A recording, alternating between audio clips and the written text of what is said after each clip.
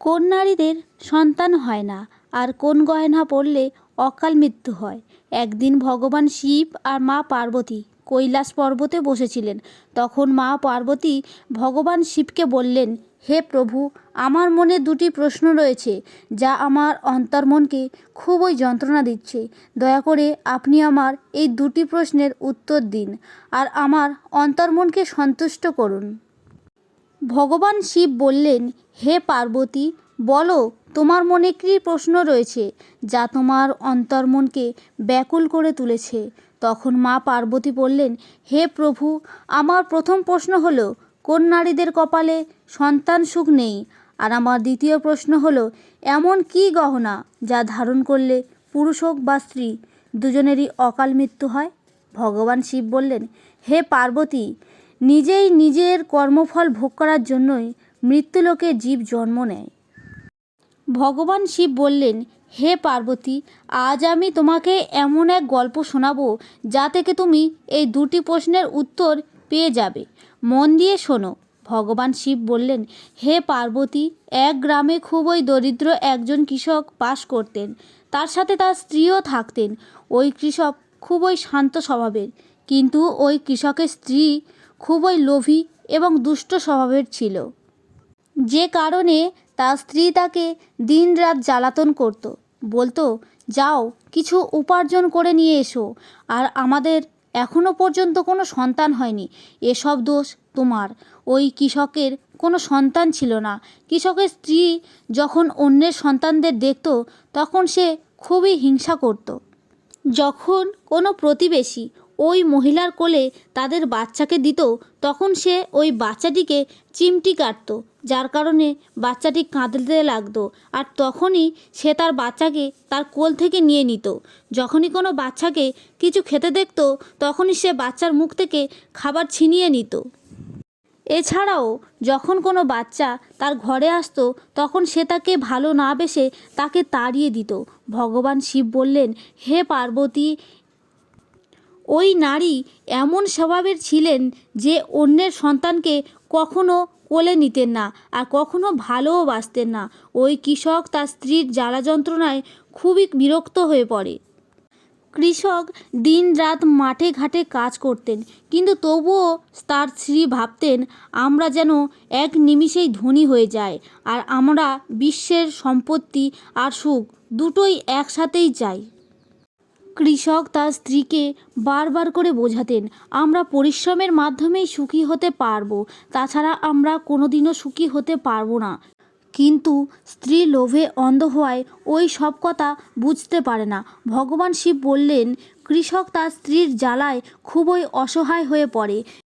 একদিনের কথা, একদিন ওই কৃষক জঙ্গলে কাঠ কাটতে যান, আর সেই দিন প্রচণ্ড রোদ ছিল, যার ফলে ওই কৃষক রোদে গরমে খুবই হাঁপিয়ে পড়ে, আর সে বিশ্রাম নিতে একটি গাছের নিচে বসে পড়ে আর নিজের স্ত্রীর কথা ভাবতে থাকে।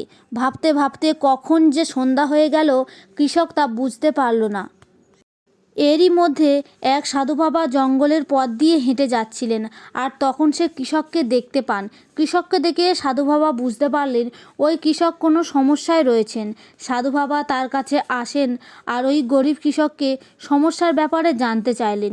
কৃষক সাধু বাবাকে দেখতেই প্রণাম করলেন আর বললেন, সাধু বাবা, আমার কোনো সমস্যা নেই, খুবই হাঁপিয়ে গিয়েছিলাম, তাই এই গাছের নিচে বসে বিশ্রাম নিচ্ছিলাম।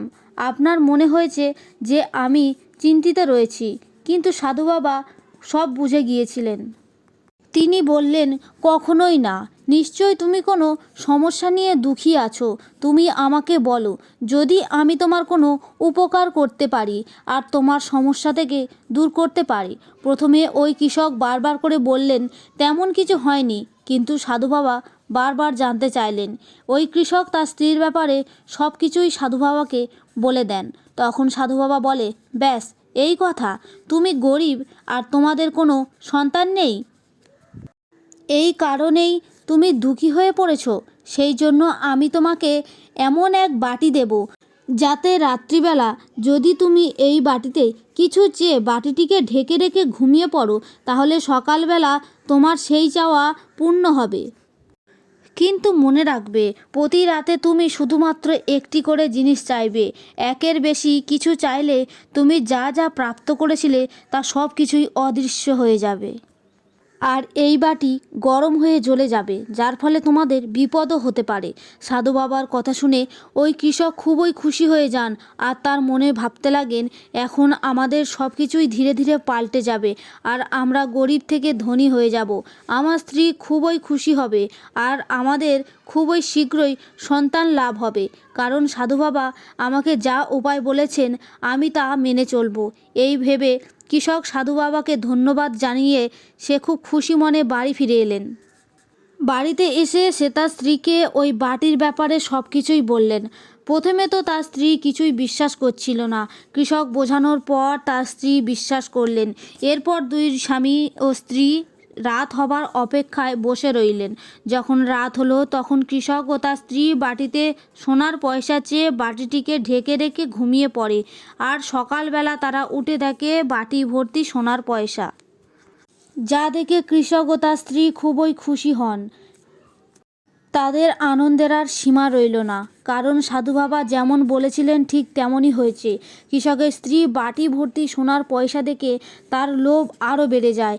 এরপর সে এক রাতে মহল, তারপরে দাস দাসী, চাকর বাকর সব কিছুই একে একে চেয়ে নেয়। কৃষকের স্ত্রী মনে মনে যা চাইতেন সকাল হলেই তাই পেয়ে যেতেন।